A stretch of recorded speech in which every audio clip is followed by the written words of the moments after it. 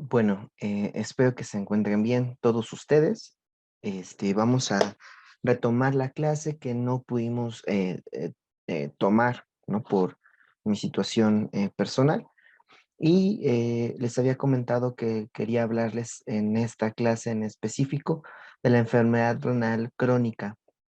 Eh, la enfermedad renal crónica y la enfermedad renal aguda o la lesión renal aguda, que actualmente tenemos este tipo de términos, de conceptos, pues bueno, van a ser muy importantes porque muy comúnmente nos vamos a encontrar a este tipo de pacientes en las unidades hospitalarias, ya sea porque son pacientes con em, diabetes mellitus principalmente, ¿no? Que es el primer factor de riesgo, o también pacientes que tengan hipertensión o que tengan ambas enfermedades y que obviamente aumentará a más del 75% el riesgo de que los pacientes pues presenten enfermedad renal crónica, ¿no? De primera instancia, la lesión renal aguda, pues bueno, es una lesión que se origina de tres formas distintas, que puede ser prerrenal, posrenal o renal o intrínseca, también lo pueden encontrar así, y se refiere a que es prerriñones, es antes de lo que hay en los riñones, es decir, a lo mejor hay una obstrucción de sangre que llega para nutrir y perfundir a los riñones y entonces hay una muerte de glomérulos, etcétera, y a partir de ahí se considera una lesión renal aguda prerrenal. Una lesión renal aguda renal la vamos a encontrar con un daño directo en el tejido de los túbulos contorneados, este, distal proximal, el asa de Henle, por ejemplo, ¿no? Que haya una obstrucción, un tubo, sí, pues un litio, una piedrita calcificada que obstruya tanto el funcionamiento renal propiamente como alguna de las funciones intrínsecas o extrínsecas de nuestro riñón. Y por último, pues tendremos em, a la lesión renal aguda postrenal. Y se refiere a todo lo que va después de los riñones. ¿Y qué hay después de los riñones? A partir de los cálices hay una unión y es la salida y formación de el uréter, ¿no? Entonces, todo el tracto urinario puede tener una obstrucción y esa obstrucción causar una enfermedad renal crónica, perdón, una enfermedad renal aguda, porque, pues bueno, no se está eliminando la orina de la manera correcta. ¿Cómo se va a determinar? Pues bueno, por un aumento de la creatinina sérica de primera instancia a más de 3 veces del valor normal de referencia que se debe de tener, que son los valores normales de laboratorio o del laboratorio en el que nosotros nos estemos haciendo los estudios. ¿Qué estudios nos haremos? Pues obviamente un estudio de sangre, una química sanguínea que nos dé como resultado la creatinina, pero también podemos hacerlo en la orina.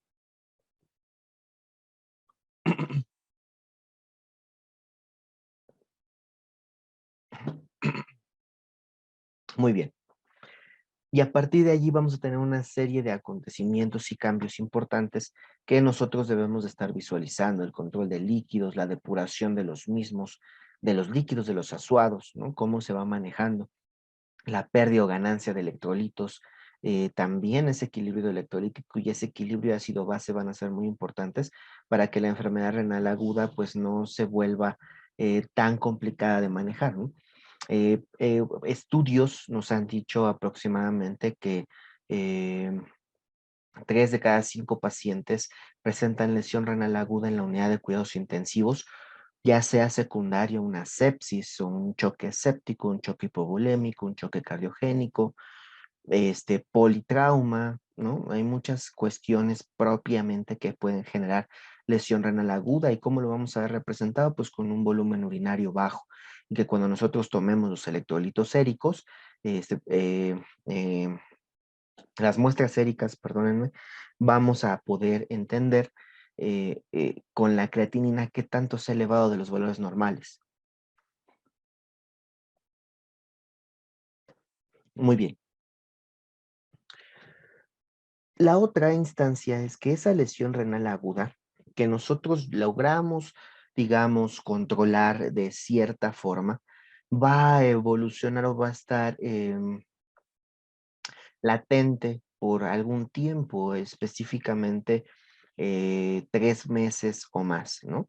Y a partir de allí, la función de nuestros riñones pues comenzará a verse de una manera distinta, al mismo tiempo que eh, puede ser causado por los malos hábitos alimenticios y nunca haber pasado por una lesión renal aguda, ¿no? Sino que el proceso de la diabetes, el proceso de la hipertensión, el proceso de la mala alimentación, de la mala hidratación, pues bueno, nos puede llevar a una enfermedad renal crónica.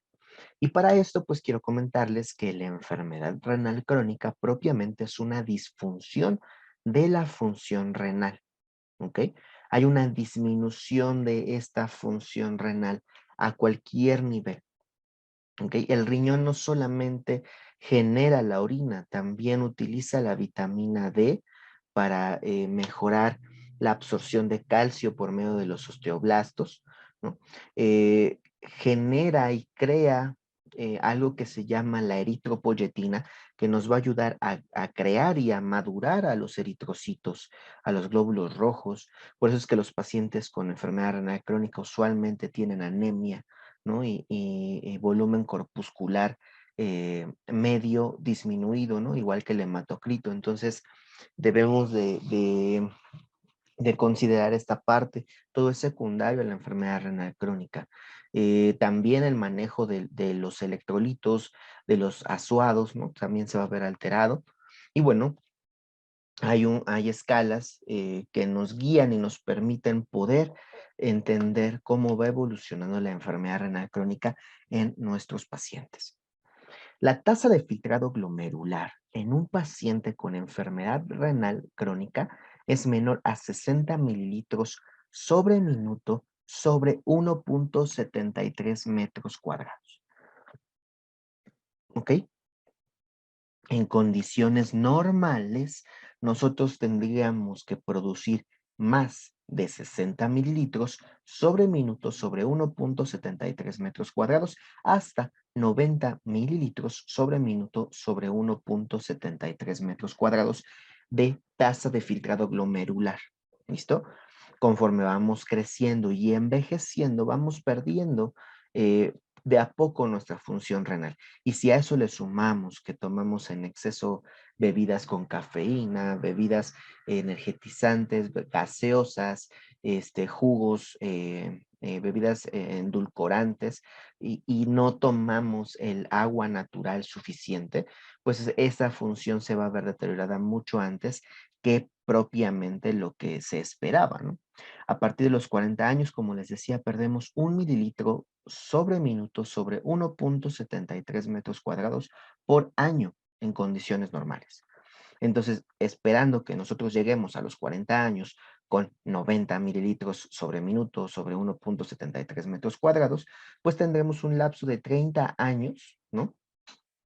Para ir perdiendo 1 mililitro por año, lo que nos estaría dejando en 60 mililitros sobre minuto sobre 1,73 metros cuadrados a los 70 años en condiciones ideales y normales, ¿cierto? Pero volvemos a lo mismo, si yo llego a los 40 años con 80 o con 75 mililitros sobre minuto sobre 1,73 metros cuadrados, entonces acorto mi tiempo en el que yo puedo generar una enfermedad renal crónica. Ahora, hay gravedades, hay clasificación de la enfermedad renal crónica que ahorita lo vamos a ver y esto va a ser muy importante. Si yo no entiendo cómo se clasifica, si yo no entiendo cuál es la gravedad de la enfermedad renal crónica, voy a clasificar también a todos mis pacientes sobre el mismo nivel y esto no es necesariamente así. ¿Listo? Ahorita vamos a ver esa escala en específico que nos ayuda a determinar este tipo de situaciones. La enfermedad renal crónica es la presencia de daño renal y el daño renal puede ser por alteraciones histológicas, es decir, del tejido, porque hay un exceso de albuminuria o proteinuria, ¿no? Porque hay sedimento urinario en exceso, porque hay alteraciones en pruebas de imagen mayor a 3 meses en un ultrasonido renal. Ya vieron que el riñón comenzó a cambiar de forma y de tamaño. Entonces eso también va a ser muy importante. ¿Listo? Quistes renales también pueden generar la enfermedad renal crónica. De acuerdo a su fisiopatología, pues bueno, vamos a entender que esta se va a dar por una pérdida de nefronas funcionales por daño al tejido renal. ¿Ok? Si bien dijimos que la lesión renal aguda puede ser a cualquiera de los 3 niveles, prerrenal, renal y posrenal, la enfermedad renal crónica, ¿qué creen que no? La enfermedad renal crónica se va a dar por un daño directo a las nefronas. Por lo tanto, disminuye la función de filtración de ese riñón y vamos a tener esas complicaciones. Ya dijimos, disminución de la tasa de filtrado glomerular de cada nefrona sin descenso del número total de nefronas. Eso puede ocasionar también la enfermedad renal crónica. ¿Listo? Esta pérdida estructural y funcional puede verse manifestada por una hipertrofia compensatoria de las nefronas que ya existen, ¿no? Y estas van a tratar de sobrellevar la tasa de filtrado glomerular. Sin embargo, como todo lo que se usa en exceso, pues bueno, disfunciona, ¿no? Y es cuando tenemos ese problema en el que la enfermedad renal crónica se agudiza, ¿ok? Y entonces tenemos complicaciones meramente de enfermo renal crónico, donde ya tenemos que brindarles una terapia de reemplazo renal eh, eh, en cualquiera de sus modalidades, diálisis peritoneal, hemodiálisis convencional o en un paciente que esté un poco más complejo, complicado de tratar y que esté en una terapia intensiva, pues bueno, le podemos brindar alternativas mucho más actuales como la terapia de reemplazo renal lenta continua, que se divide, bueno, en diferentes funcionalidades y que si quieren aprender un poquito más de eso, ahí está el capítulo en el podcast. Recuerden, en el podcast Lo Bello de Ser Enfermero.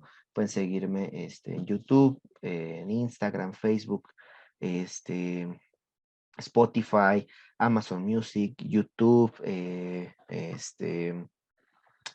iTunes, bueno, Apple Podcast, que es específicamente en Apple Podcast, eh, y en algunas otras plataformas. Allí pueden encontrar un capítulo acerca de la terapia de reemplazo renal lento continuo para que vayan conociendo un poquito más acerca de este tema.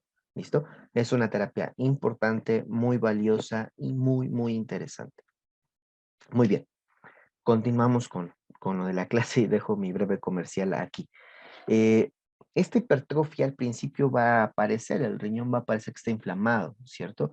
Las nefronas va a parecer que están inflamadas, pero poco a poco, como dijimos, entre más se use, más tiempo de vida estamos utilizando de esa nefrona, por lo tanto se va a morir mucho más rápido y esto generará que haya mucho menos número de nefronas funcionales en ese riñón.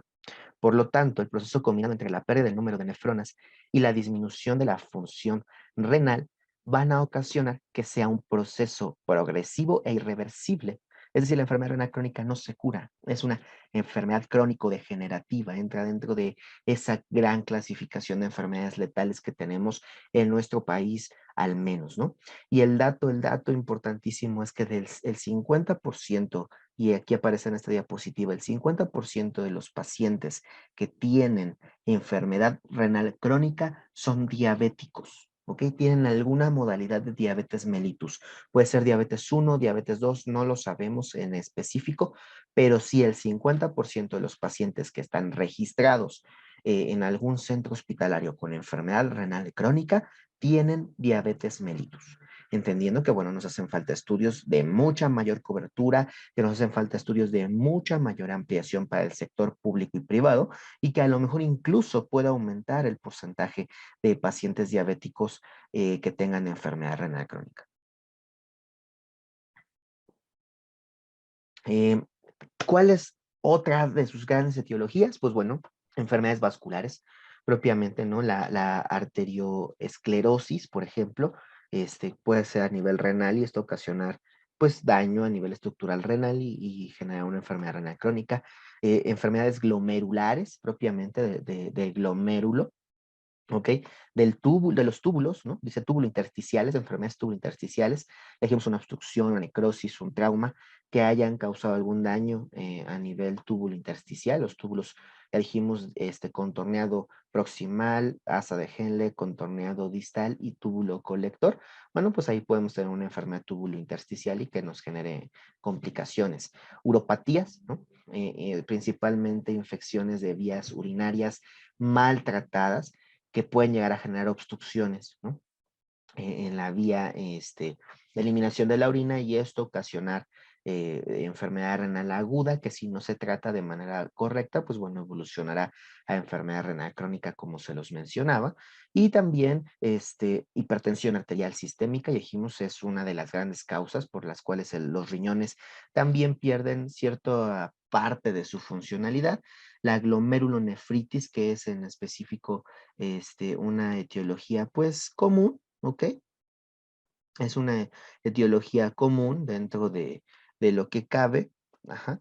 Y tenemos a la enfermedad renal poliquística, que esta es una enfermedad congénita y es la primera enfermedad congénita renal que existe en México y en el mundo. Es decir, los pacientes nacen con muchos quistes alrededor de sus riñones, por lo tanto, esos quistes ocupan espacio que pueden ocupar glomérulos, túbulos, nefronas, ¿ok? ¿Sí? Y que esto, pues obviamente ocasiona que no crezcan de la manera adecuada y por lo tanto tengan allí complicaciones importantes. ¿Listo? Entonces, pues bueno, estas son algunas de las causas más importantes por las cuales puede aparecer una enfermedad renal crónica. Y esta es la clasificación, esta es la escala en específico que yo les mencionaba hace un momento, en la cual CADIGO, ¿ok? Que es una asociación acerca de la valoración renal a nivel internacional. En el 2012 da esta pequeña clasificación y la seguimos utilizando actualmente, ¿ok? Porque es muy, muy específica. Y nos divide en dos diferentes categorías. Yo puedo entender la enfermedad renal crónica por medio de mi tasa de filtrado glomerular y la puedo relacionar, es decir, voy a relacionar su gravedad con la presencia o no de albuminuria. ¿Ok? Entonces yo le tendría que hacer a un paciente, en este caso, un ego, por ejemplo, ¿no? O una recolección de orina de 24 horas para que yo sepa qué tanto está depurando de proteínas, de albúmina, en específico, de creatinina, ¿no?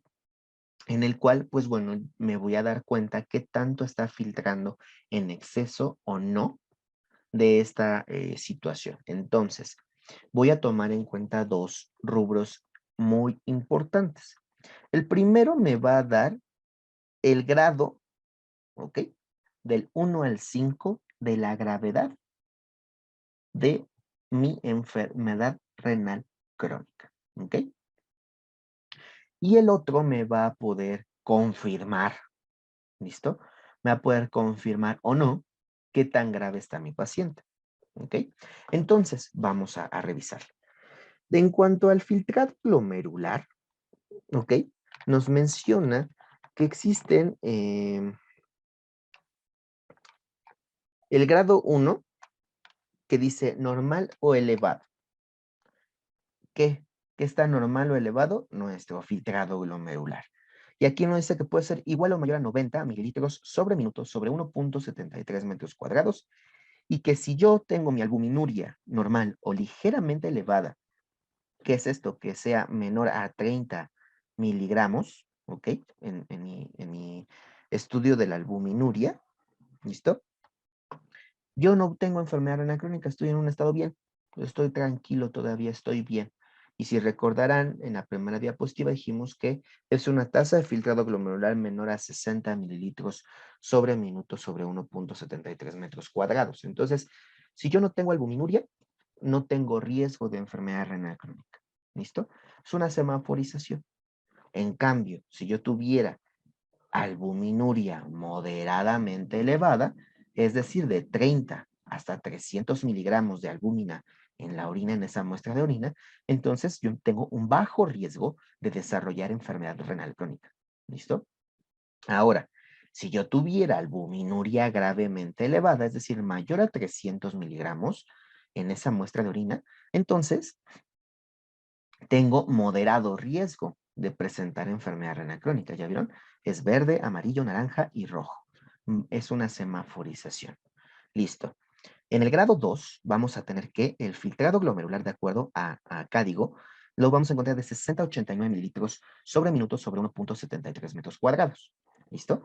Pero de nuevo, si yo tengo o no, si no tengo albuminuria o la tengo hasta 30 miligramos sobre decilitro, que es la muestra, ajá, entonces yo voy a tener un muy bajo riesgo de presentar enfermedad renal crónica. Es decir, sigo en color verde. De 30 a 300 en moderadamente elevada la albuminuria, mm, sigo en color amarillo, ¿ok? Mi riesgo sigue siendo bajo, ¿listo? Si yo tengo gravemente elevada la albuminuria, es decir, mayor a 300 miligramos, entonces ya estoy en color naranja. Tengo un riesgo moderado, ¿no? Importante de poder desarrollar enfermedad renal crónica. Pero ahora sí vamos a pasar a lo que ya es un poco más complejo. El grado 3 se va a dividir en dos especificaciones muy importantes. La primera vez que sacaron Cádigo, el grado 3 involucraba desde los 30 hasta los 59 mililitros minutos sobre 1.73 metros cuadrados. Pero después dijeron, creo que esta clasificación no nos ayuda tanto porque es muy amplio este rango y entonces quien tenga 59 no va a tener el mismo riesgo que quien tenga 30, ¿están de acuerdo? Y por eso es que dividieron este grado en dos, en grado 3A, en donde tenemos ligera a moderadamente disminuido la tasa de filtrado glomerular, en 45 a 59 mililitros minuto 1.73 metros cuadrados. Ajá. ¿Y qué creen? Aquí ya cambia, aquí ya no hay semáforo verde, aquí ya empezamos con el semáforo amarillo, en el cual con la albuminuria ausente o ligeramente elevada hasta 30 miligramos, estamos en color amarillo. Tenemos un riesgo moderado, ¿ok? De padecer enfermedad renal crónica. Si tuviéramos moderadamente elevada la albuminuria, entonces tenemos un riesgo alto de presentar enfermedad renal crónica. En cambio, si tuviéramos un albuminuria elevada, gravemente elevada, tenemos enfermedad renal crónica diagnosticada. ¿Listo? 100% diagnosticada. ¿Ok? Esto va a ser muy importante. Cuando estamos en rojo es enfermedad renal crónica 100% diagnosticada. ¿Listo? Entonces ya vieron a partir del grado 3A con albuminuria gravemente elevada, tenemos enfermedad renal crónica. ¿Ok? Eso es de consideración. Ahora, grado 3B, moderadamente a gravemente disminuido el filtrado glomerular y lo vamos a tener de 30 a 44 mililitros minuto 1.73 metros cuadrados. ¿Y qué creen? Aquí comenzamos con gravemente tenemos todo para desarrollar enfermedad renal crónica compleja, ¿no? Y aquí, a partir de aquí, yo tengo la posibilidad, ¿no?, de darle tratamientos alternativos a mi paciente para que no desarrolle enfermedad renal crónica grave o severa. ¿Listo? Entonces, disminuir cierta cantidad en los alimentos, mejorar el consumo de agua natural, el manejo y uso de algún diurético, por ejemplo, ¿no? En donde yo pueda liberarle un poquito de la función a ese paciente, ¿ok? Pero ¿qué creen? Con albuminuria moderadamente elevada y con grado 3B tenemos enfermedad renal crónica diagnosticada, ¿ok? No se diga pues, con la albuminuria gravemente elevada, ¿no? Entonces estamos en grados diferentes de enfermedad renal crónica que habrá que manejar, ¿listo? Grado 4, gravemente disminuido, de 15 a 29 mililitros minuto sobre 1.73 metros cuadrados, es enfermedad renal crónica, haya o no albuminuria. ¿Listo? Aquí sí ya no hay de otra. Si mi tasa de filtrado glomerular es menor a 30, tengo enfermedad renal crónica. ¿Ok? Y puede estar en cualquiera de los estadios. ¿Listo? A 1, A2 o A3, enfermedad renal crónica. Va a ser muy importante determinarlo. Aquí el paciente tendrá de nuevo que manejar su dieta, sus alimentos, el consumo de agua diario, el uso de diuréticos, el uso de em, ¿cómo decirlo? El uso de rutinas, ¿no? Que le ayuden a él a poder eliminar cierta cantidad de líquidos constantemente. ¿Listo? Entonces, pues bueno, hay que tenerlo en cuenta. Y prácticamente grado 5 es fallo renal. No hay más que ofrecerle que terapias de reemplazo renal. Diálisis peritoneal, hemodiálisis, y si el paciente viene en condiciones graves y de urgencia, pues entonces la terapia de reemplazo renal lenta continuo que les mencionaba con anterioridad. Por ahí también, si quieren reforzar los conocimientos que están adquiriendo el día de hoy aquí en esta clase, pues bueno, también pueden escuchar el podcast. También hay un episodio, es el número, déjenme les digo, es el número 30, el episodio número 30 del podcast Lo Bello de Ser Enfermero. Hablamos de la atención al paciente renal crónico, ¿ok? O al paciente con enfermedad renal crónica. Eh, yo de sugerencia, les daría que si quieren aprender un poquito más acerca de estos tipos de pacientes, entonces pueden ir escuchar primero el capítulo 30.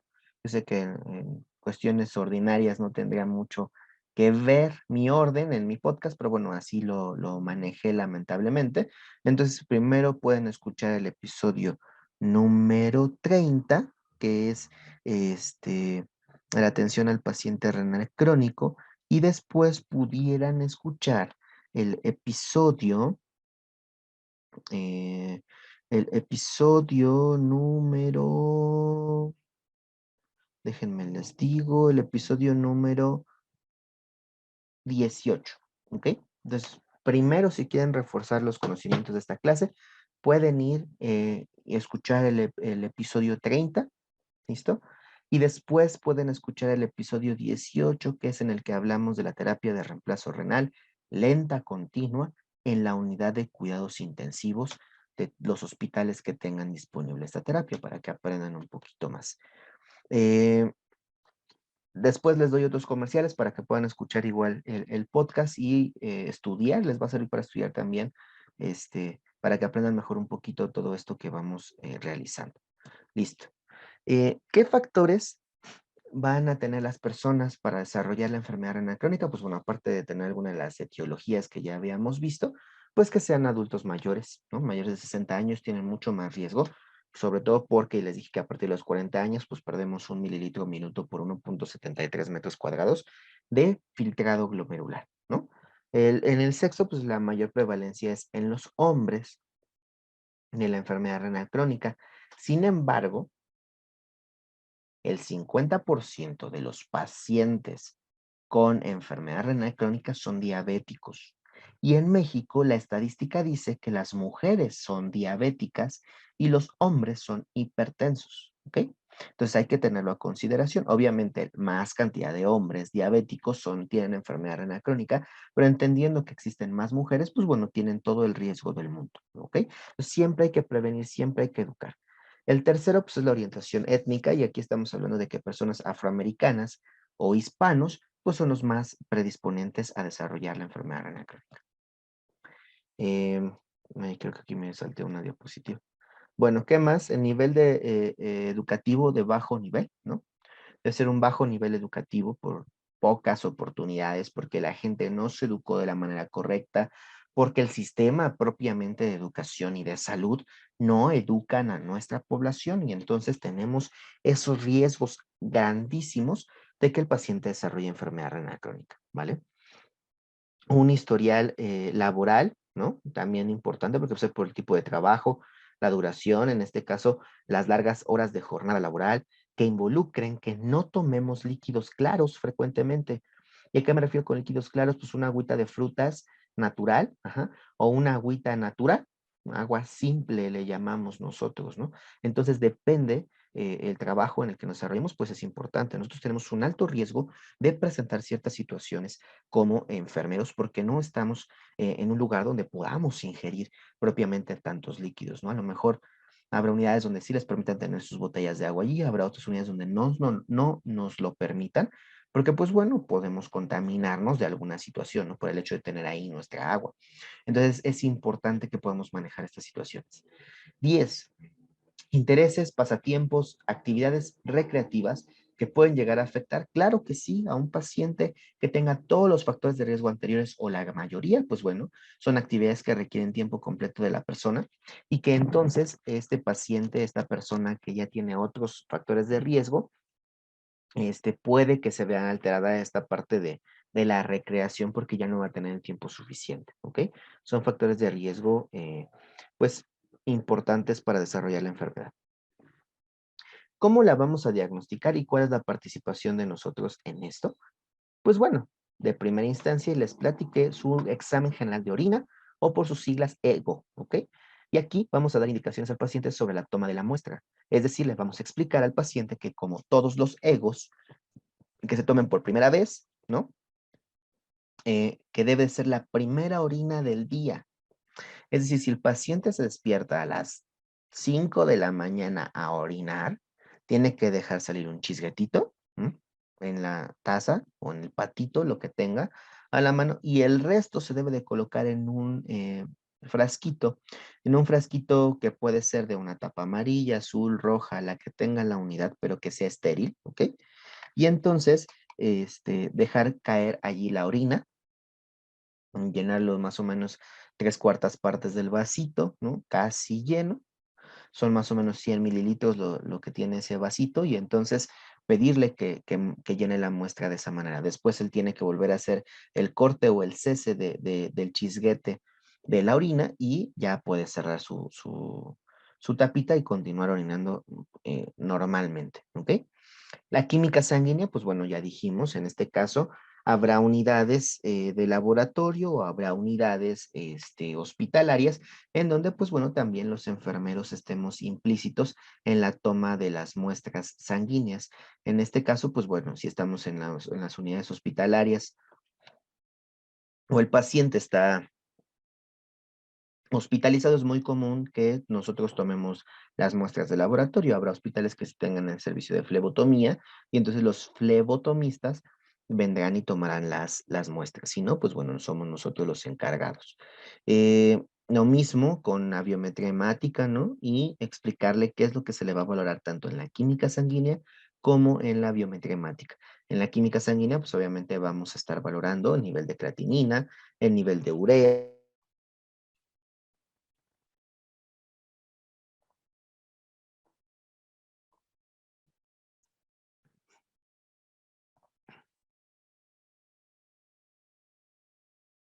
Ok, pues como les comentaba, entonces, química sanguínea, biometría hemática, química sanguínea ya dijimos, glucosa, ¿no?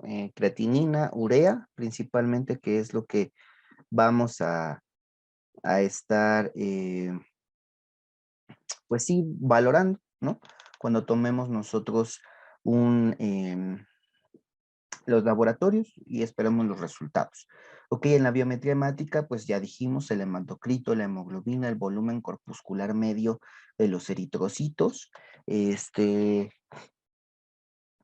principalmente, ya después pues nos iremos a otros datos importantes de la biometría hemática, como lo es la cantidad total de leucocitos, pues para saber cómo estamos, ¿no? Una posible infección o un posible proceso inflamatorio, pues obviamente nos van a alterar el resultado de los leucocitos, que van a estar pues elevados, ¿no? Puede ser una leucocitosis o, por el contrario, disminuidos y esto sea una leucopenia, ¿ok? Entonces, pues bueno, vamos a tener que cuidar esa parte. En los electrolitos séricos, pues bueno, con los mismos tubos de la química sanguínea, con ese mismo tubo pueden determinar los electrolitos séricos.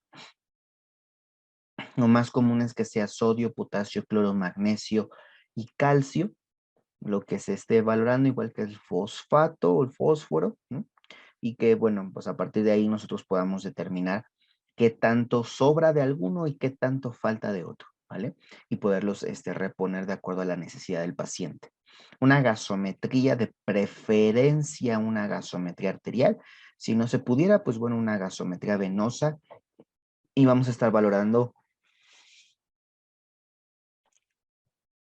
el equilibrio ácido-base, ¿no? En específico aquí.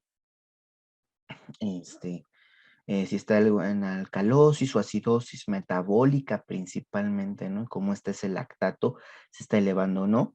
Y bueno, ahí en la gasometría igual pudiéramos valorar de primera instancia algunos electrolitos, ¿no? También es importante que conozcamos la estructura de nuestra gasometría y qué es lo que se valora. La depuración de creatinina, pues bueno, podemos hacerla de dos formas. Una recolección de orina de 24 horas, en donde, bueno, le vamos a pedir al paciente que miccione en el pato, ¿no? Y que siempre va a tener que miccionar en el pato y nos va a tener que comentar cada que miccione en el pato para que nosotros hagamos la recolección de esa orina en un dispositivo especial en el cual pues nosotros podamos brindar o recolectar más bien la orina de 24 horas y mandarla al laboratorio. Los tiempos de coagulación, pues bueno, nada más para tenerlos en cuenta, ¿no? Realmente no hay tanta influencia en esto, pero bueno, si tuviéramos unos tiempos de coagulación acortados, pues bueno, nos preocupamos porque probablemente se puedan generar microtrombosis, ¿no? Y eso generar complicaciones a nivel sistémico. Entonces, pues bueno, nada más vamos a mantenerlos en condiciones normales, el TTPA y el TP. ¿Ok? Y pues obviamente obtener nuestra tasa de filtrado glomerular de acuerdo a los resultados de nuestra creatinina sérica y el volumen urinario que nuestro paciente está obteniendo. Pues hay una fórmula especial para sacar la tasa de filtrado glomerular, la pueden investigar ahí en Google, aparece esa fórmula y pues es muy sencilla de poder realizar. Tenemos también el tratamiento conservador, el tratamiento farmacológico y el tratamiento quirúrgico que se le realiza a este tipo de pacientes con enfermedad renal crónica. En el estadio 1 y 2, de acuerdo a Cádigo, pues el tratamiento va a estar enfocado en la morbilidad asociada, es decir, la etiología, el origen de esa posible enfermedad renal crónica. ¿Ok? Vamos a retardar la progresión de esta, es decir, vamos a retardar que evolucione de estadio 1 o 2 a 3, por ejemplo, ¿no? Entonces vamos a retardar la progresión, vamos a reducir los factores de riesgo, y vamos a utilizar nefroprotectores, volumen disminuidos, vamos a utilizar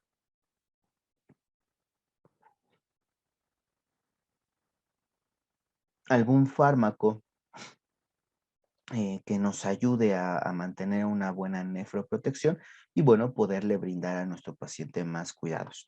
El control de la uresis, em,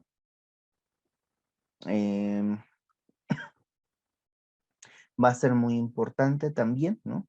Cuánto entra, cuánto sale, el volumen siempre va a ser muy importante y el control de líquidos. Vamos a estar controlando la función renal, ¿no? Aproximadamente cada 6 meses. Y esto obviamente si el paciente no tiene signos y síntomas, ¿no? Y entonces lo vamos a controlar desde ahí, vamos a evitar que evolucione progresivamente, sino de forma muy pausada, muy lenta. Esto sí quiero decirles que aún así con este tipo de situaciones en cuidados y tratamiento que le podamos ofrecer a nuestro paciente, no le vamos a quitar la enfermedad renal crónica. ¿Listo? Solamente vamos a evitar que progrese más rápido de lo que usualmente hace. ¿Ok? Eh, tenemos también la vigilancia de los signos y síntomas de alarma, que va a ser también muy importante poderle decir, ¿no? El tipo de dolor, fiebre, cansancio, fatiga, el edema, ¿no? Que pueda aparecer, la anuria o la oliguria, que sea persistente, pues bueno, todo eso le vamos a comentar a nuestro paciente que debe de acudir rápidamente a su unidad, de atención clínica. Ok, en el estadio 3 pues bueno, vamos a detectar las complicaciones oportunamente y vamos a modificar los factores de progresión, ¿no? Obviamente igual de nuevo con dieta, con líquidos, con tratamiento farmacológico. Vamos a seguir utilizando los nefroprotectores.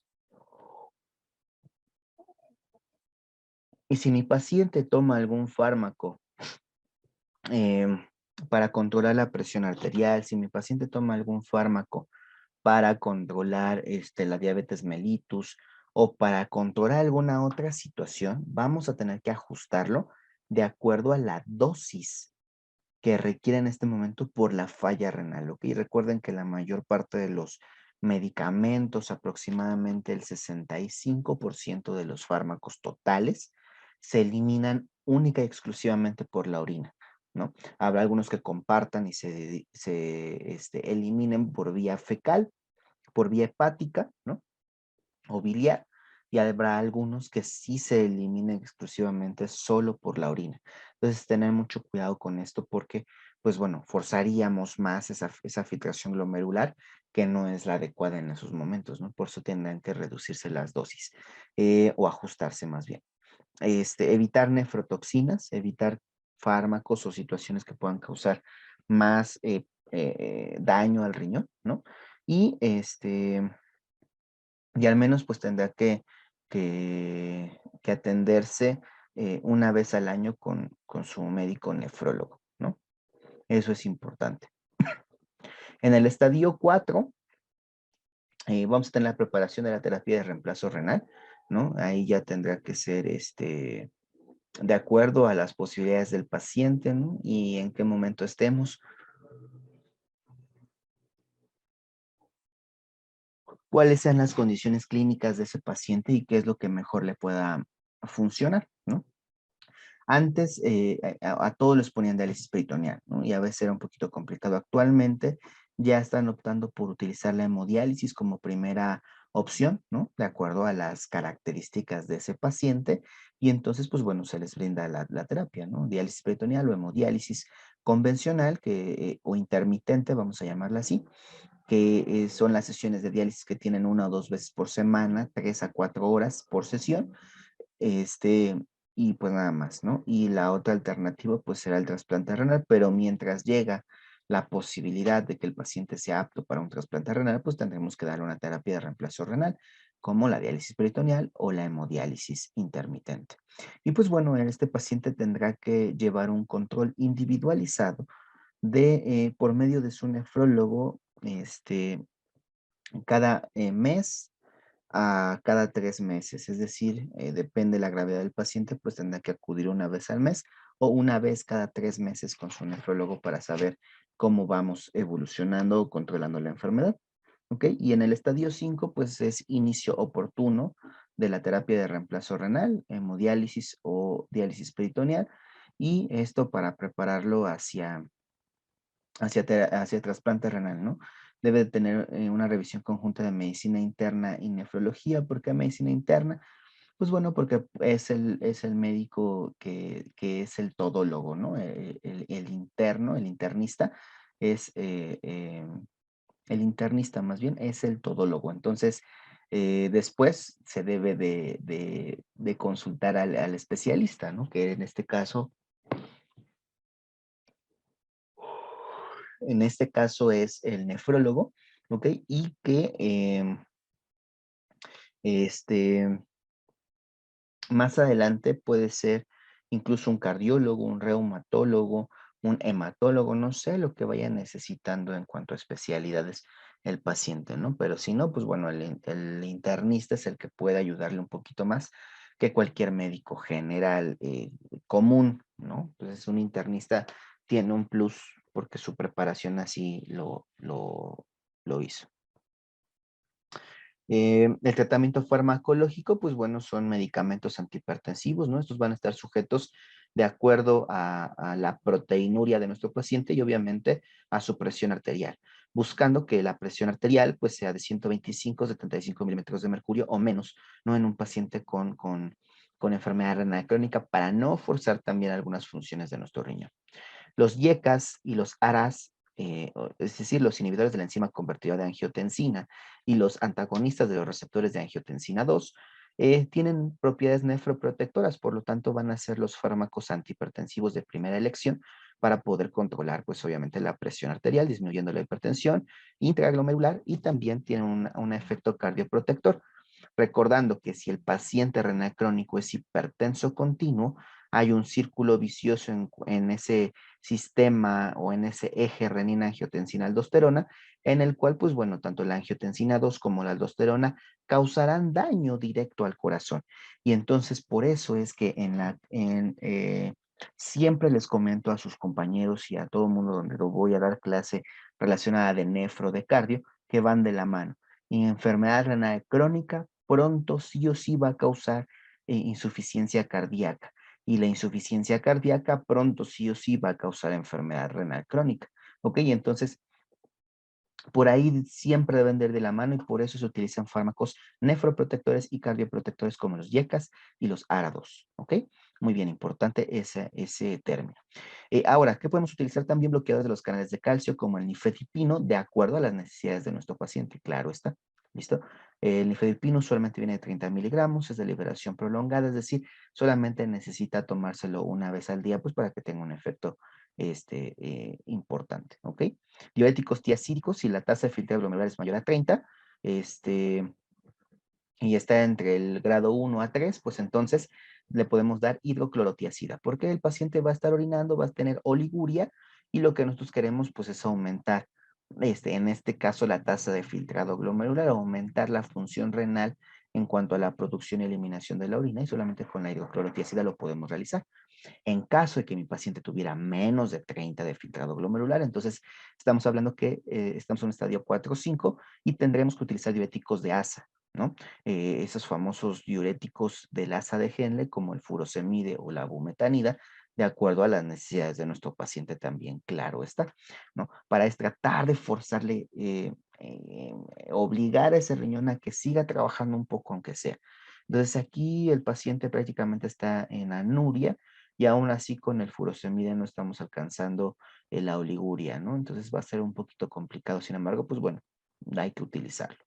Las biguánidas con enfermedad renal crónica en el estadio 1, 2 y 3, si el paciente es diabético, pues podemos seguir utilizando la metformina. E incluso actualmente podemos utilizar algunos otros fármacos para el tratamiento de la diabetes que ustedes ya bueno, que ya los vimos en la clase y que también lo pueden revisar en el capítulo de diabetes mellitus que se encuentran ahí en el podcast, que no me acuerdo qué número es, pero creo que es el 12. Entonces, el 12 sí lo pueden encontrar en las plataformas de audio y también lo pueden encontrar en las plataformas, bueno, lo pueden encontrar en YouTube. Igual solo es audio, esos videos no, bueno, más bien esos capítulos no fueron grabados en video, pero bueno, ahí tienen el audio para seguir repasando lo de diabetes. También les hablo un poquito acerca de esto. También quería comentarles, tengo un capítulo de insuficiencia cardíaca que también pronto estará en YouTube, pero también lo pueden encontrar en las plataformas de audio. Google Podcast es gratis, ¿no? Entonces allí lo pueden escuchar. Se van a su navegador de Google, le ponen Google Podcast y buscan Lo Bello de Ser Enfermero. Pueden escuchar todos, absolutamente todos los capítulos de manera gratuita, sin ningún tipo de suscripción, y entonces allí los tienen, ¿vale? Si no, pues bueno, en YouTube pueden poner YouTube mientras están haciendo alguna otra situación y escuchar los capítulos, pues para reforzar un poquito sus conocimientos, ¿no? Y al mismo tiempo, pues bueno, a su profesor lo ayudan bastante con una vista más, con tiempo de visualización. Si se pueden suscribir, de verdad sería fantástico y compartirlo con sus conocidos, con sus amigos en el trabajo, estaría de lujo, me estarían ayudando muchísimo, sobre todo en YouTube, más que en las otras plataformas, porque YouTube, pues bueno, me va a ofrecer, si es que en algún momento llego a esos niveles, pues me va a ofrecer un apoyo económico, ¿no? Entonces, las otras plataformas, ¿no? Entonces, si pueden compartirlo con sus compañeros, pues estaría de lujo, ¿ok? Bueno, hablando de nuevo y retomando lo que es la clase, de nuevo, pueden checar hipertensión, pueden checar diabetes mellitus, enfermedad renal crónica, terapia de reemplazo renal endocontinuo, insuficiencia cardíaca.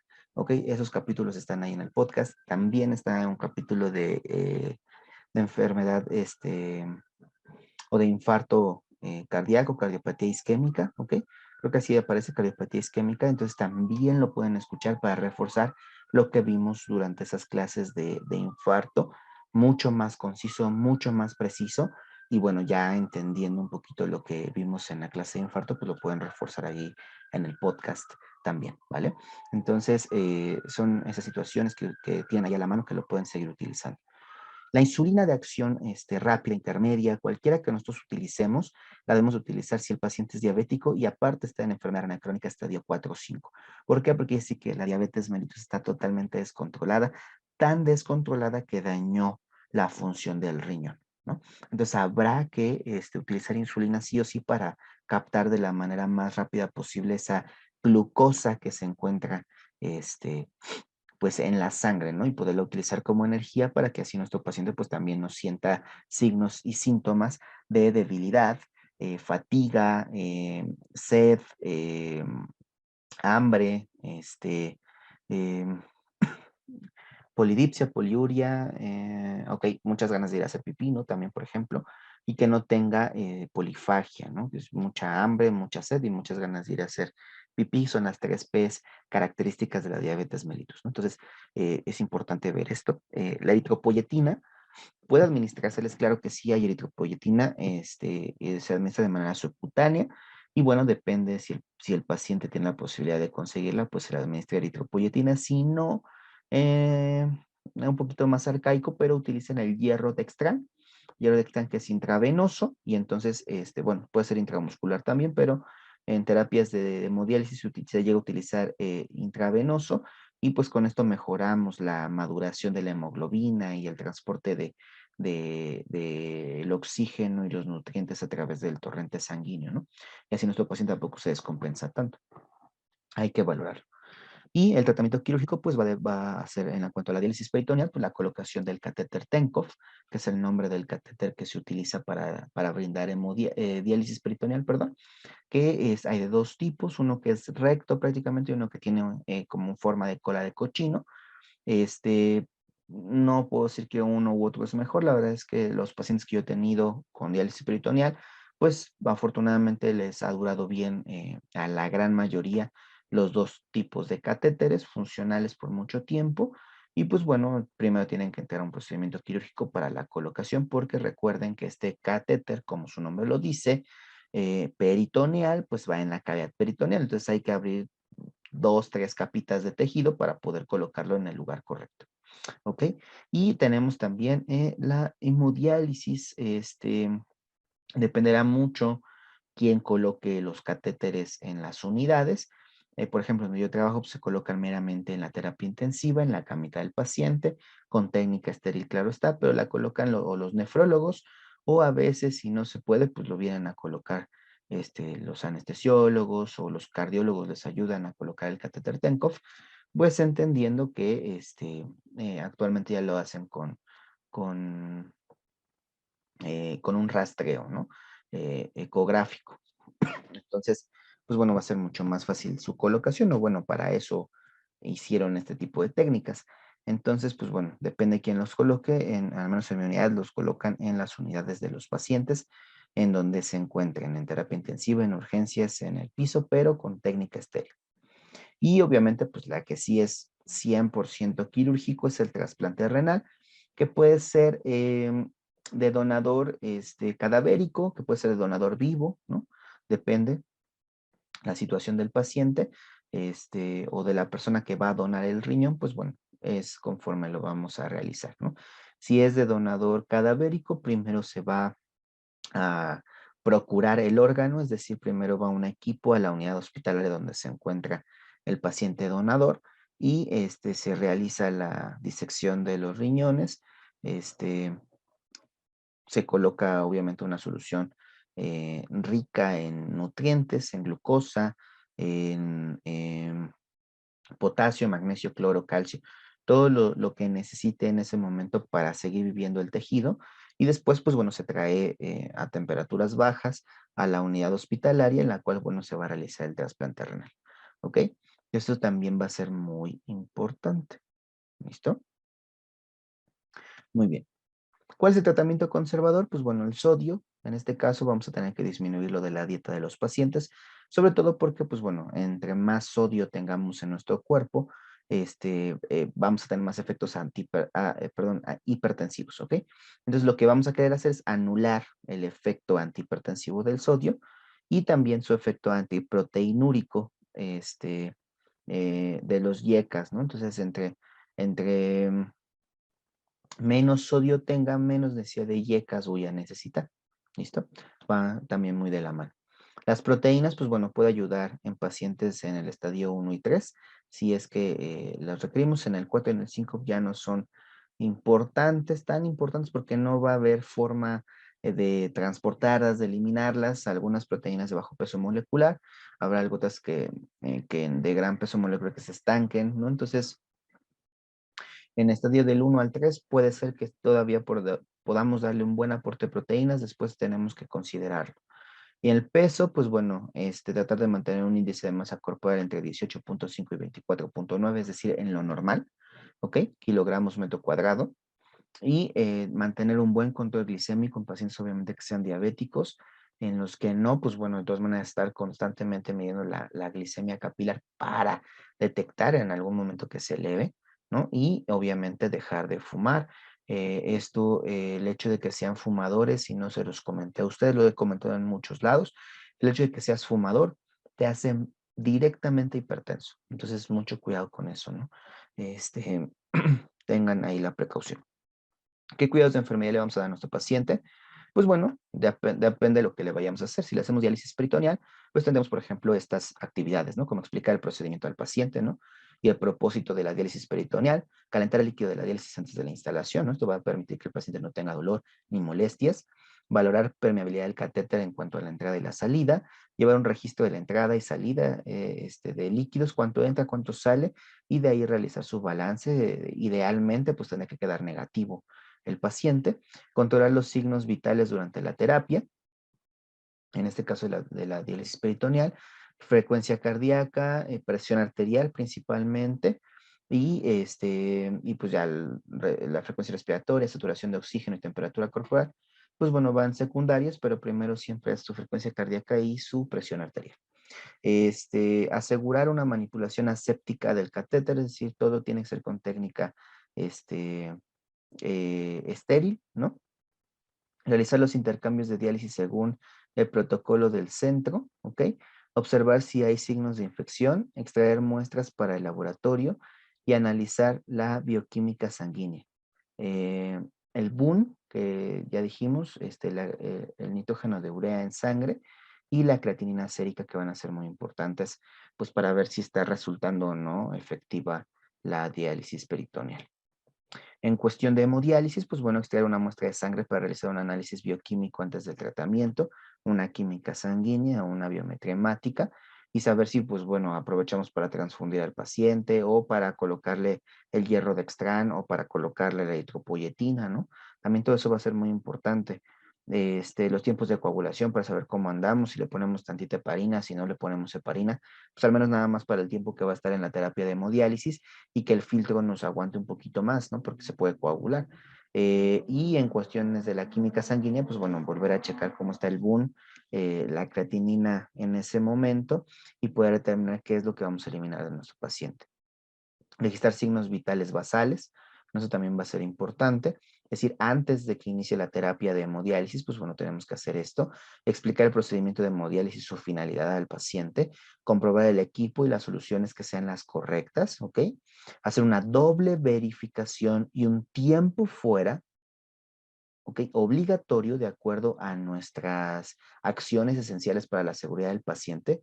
¿Listo? Doble verificación y tiempo fuera obligatorios en hemodiálisis, ¿ok? Porque va a ser un tratamiento propiamente de exsanguinotransfusión, ¿ok? Es muy parecido a una exsanguinotransfusión, es decir, voy a sacar la sangre, la voy a limpiar y se la voy a regresar a mi paciente limpia, ¿ok? Pero es su misma sangre, entonces, y es por fuera, o sea, el tratamiento de la sangre es por fuera, entonces necesito hacer una doble verificación y un tiempo fuera para estar en el momento correcto, en el lugar correcto, con el paciente correcto y con el tratamiento correcto, ¿ok?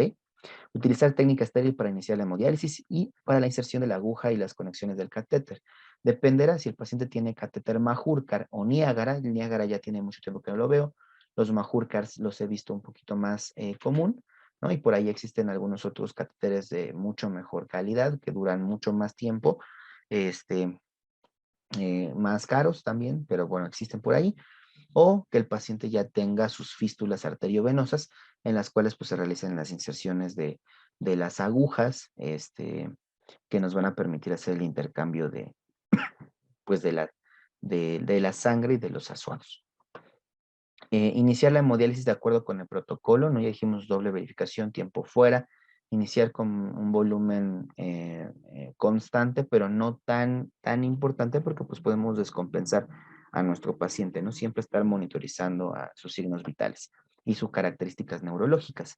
Fijar las conexiones y tubos firmemente para que no tengamos ningún problema de que el paciente se desconectó y entonces entre aire y le vaya a pasar alguna complicación importante a nuestro paciente.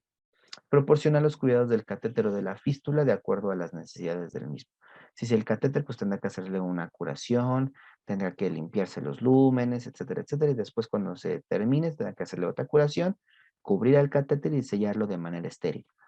Si es en cuanto a la fístula, pues obviamente sentir todavía el trigger, ¿no? Es decir, la vibración de la fístula, ver que esté funcional, que no tenga muchas bolitas, le voy a llamar así, ¿no? Que ya esté prácticamente en las últimas, pues bueno, todo eso tenemos que valorarlo para saber dónde vamos a funcionar. En administración de hemoderivados, pues obviamente verifica que sea correcto el paciente, el grupo sanguíneo, el factor RH, el número de unidad y la fecha de caducidad y registrar según el protocolo del centro. Aquí es importante, doble verificación y tiempo fuera de todo esto que les acabo de mencionar. También en transfusiones es obligatorio doble verificación y tiempo fuera de acuerdo a nuestras acciones esenciales para la seguridad del paciente. ¿Listo? Importantísimo. Enseñar al paciente los signos y síntomas de una reacción transfusional, decirle que puede sentir comezón, prurito, rash, que puede aparecer en la piel, que se puede sentir a lo mejor como que le raspa la garganta, no sugestionarlo, ¿ok? Pero sí explicarle que eso puede pasar para que te avise a tiempo, puedas detener a tiempo la sangre que se le está administrando en ese momento, que se le está transfundiendo a nuestro paciente, y entonces comenzar con los protocolos necesarios para que el paciente pues no sufra reacciones alergénicas importantes, ¿no? Que nos llegue hasta un choque anafiláctico. Preparar una bomba intravenosa aprobada para la administración del hemoderivado, si es que tuviéramos bombas intravenosas para eso, si no, pues bueno, los equipos solamente hacerlo bien con el conteo de gotas de acuerdo a las horas en las que va a estar pasando el hemoderivado, que recuerden que de preferencia no debe ser menor a 2 horas ni mayor a 4. ¿Ok? Realizar la transfusión de acuerdo al protocolo de la institución, con los membrets, con el equipo, con el tiempo fuera, la doble verificación, todo eso que nos piden nuestras instituciones. Monitorizar el sitio de punción intravenoso para ver si hay signos de infiltración, flebitis o infección local. De preferencia, el paquete transfusional deberíamos de administrarlo siempre por una vía periférica. Sin embargo, pues bueno, habrá ocasiones que sea más complejo y tenga que administrarse por una vía central. Sin embargo, en las indicaciones tendrá que decir que se administra por vía central, ¿ok? Eso va a ser muy importante en la prescripción del médico. Tú le tienes que comentar, oye, doc, oye, Juanito, como te dirijas con tu compañero médico, mi paciente no tiene catéter venoso periférico. ¿Quieres que le administre el paquete globular por el central o quieres que le coloque una vía periférica, ¿ok? Para poder administrar el hemoderivado? Si él te dice, no, está bien por la vía central, entonces no seas malito, lo puedes anotar aquí para que tú y yo estemos enterados que va a ser por vía central. Y si no, entonces yo coloco una vía periférica que va a estar única y exclusivamente para la transfusión sanguínea. Ahora, esta vía periférica me puede servir muchísimo, por eso debemos de colocarle un pulpito o una llave de 3 vías que nos ayude a seguir manteniendo permeable la vía aérea, es decir, la vía periférica, perdón, es decir, voy a colocar una solución salina de 100 mililitros, aunque sea nada más que gotee así como para casi nada, nada más para seguir manteniendo esa vía permeable cuando termine mi transfusión, porque si la vuelvo a utilizar, entonces no voy a volver a puncionar a mi paciente, ¿están de acuerdo? Necesito tener esa vía periférica permeable. Si no, pues bueno, por la vía central solamente se le da el protocolo de cuidado, aseo y limpieza a ese lumen en específico que fue utilizado para la transfusión sanguínea. ¿Ok? Mucho cuidado.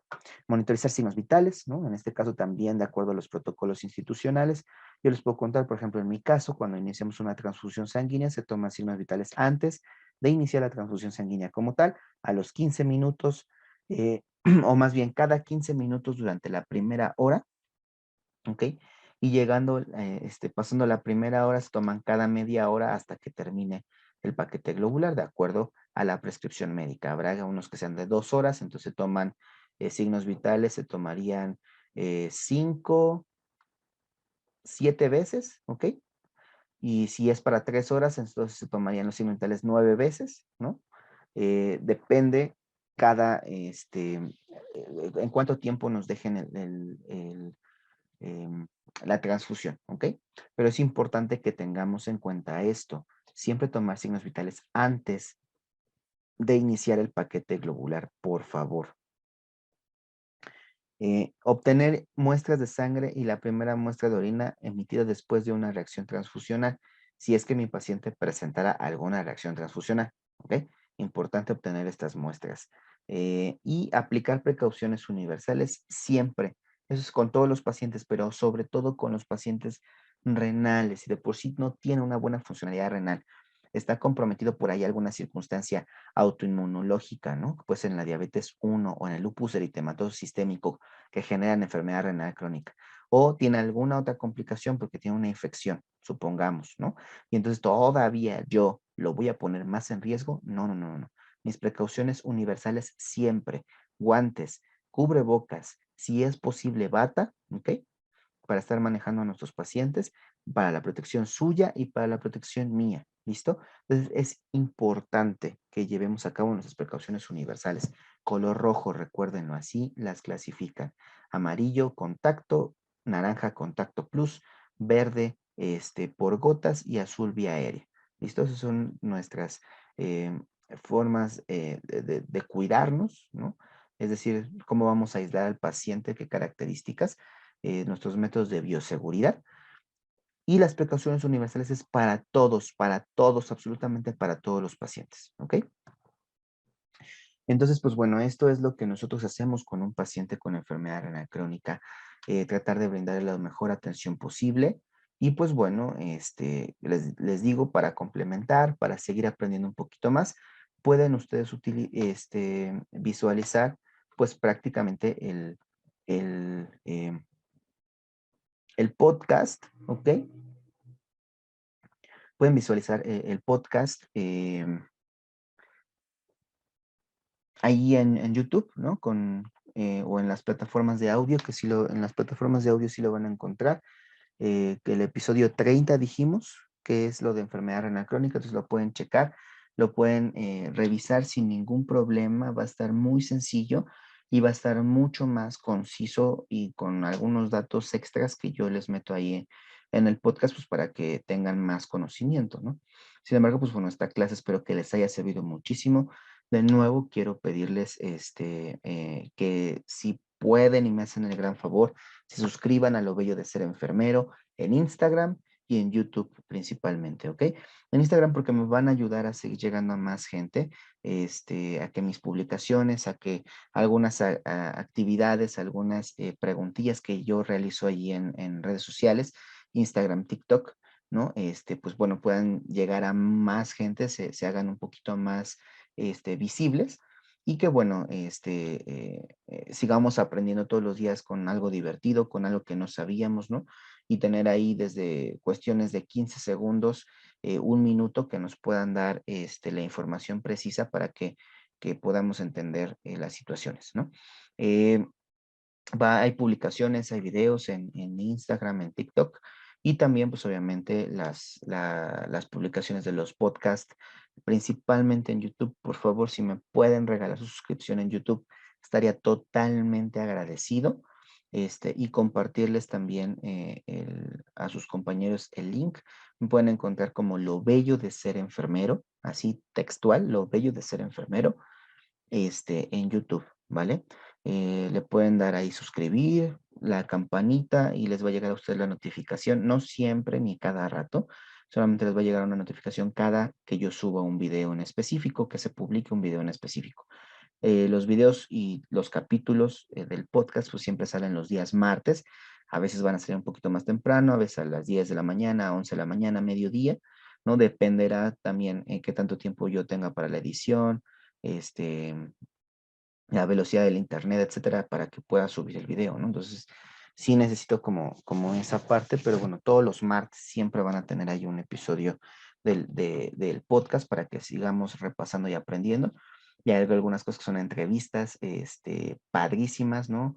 Eh, con gente de mucha experiencia, de mucha habilidad, de mucho conocimiento, que bueno, nos viene a apoyar al podcast, nos regalan una entrevista y vamos a seguir tocando temas importantísimos, ¿no?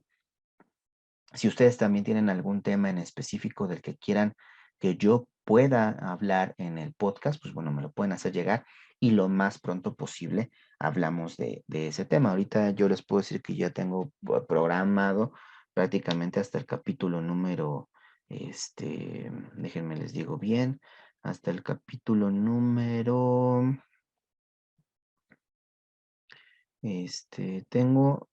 ok, tengo programado, o sea, ya más o menos lo que yo quiero hacer hasta el capítulo número 50, ok, y apenas voy en el 32, entonces ya tengo ahí, los temas en específico, ¿no?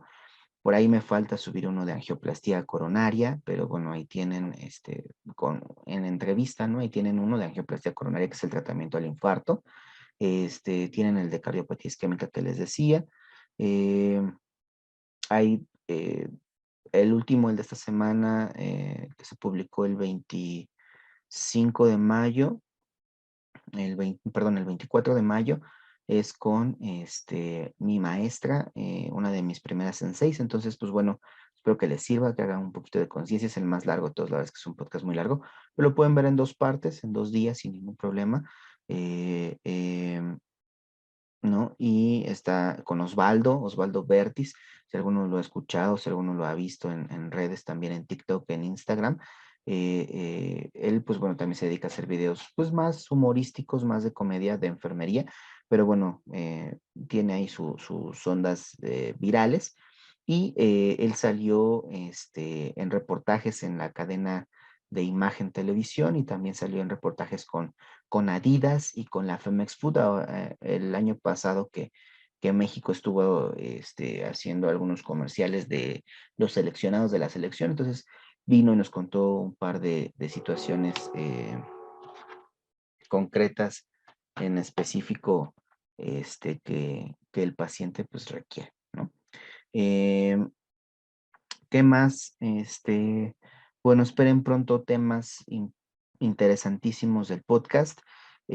Vamos a hablar acerca del acoso laboral. Todavía no tengo fecha en específico para ese tema. Me lo han pedido no solamente ustedes, compañeros de trabajo, compañeros de la especialidad, ¿no? Que en algún momento fueron mis compañeros. Pues me han pedido ese tema, entonces pronto hablaremos de ese tema. De verdad que va a ser muy importante y muy interesante que ustedes sepan manejar parte de acoso laboral, ¿no? El acoso laboral tanto de los pacientes hacia nosotros como de nuestras autoridades hacia nosotros, ¿no? Y como también de algunos compañeros hacia nosotros, ya sea meramente acoso laboral o meramente acoso sexual, o sea, hablaremos del acoso en general, ¿ok?